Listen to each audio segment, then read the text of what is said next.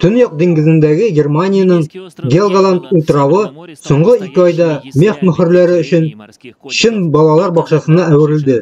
Анда якынча 700 кеше утырды. Бу яр буендагы тормышны беренче тапкыр күзәтү өчен гел рекорд. Мондый уңышлар утрауда туризмны төгәлрәк оештыру белән бәйле.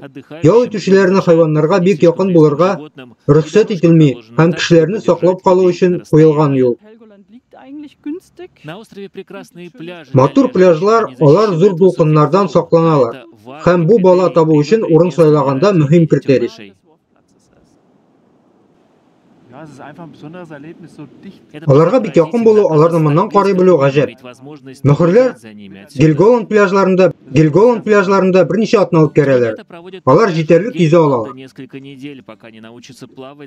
Бу вакыт эчендә алар 12 килограммнан 50 килограммга кадәр үсә. Көчләр булып, балалар ата-аналары диңгезгә yüзәләр. Ләкин алар язда эретү сезоны башлангач утрауга кайтачаклар.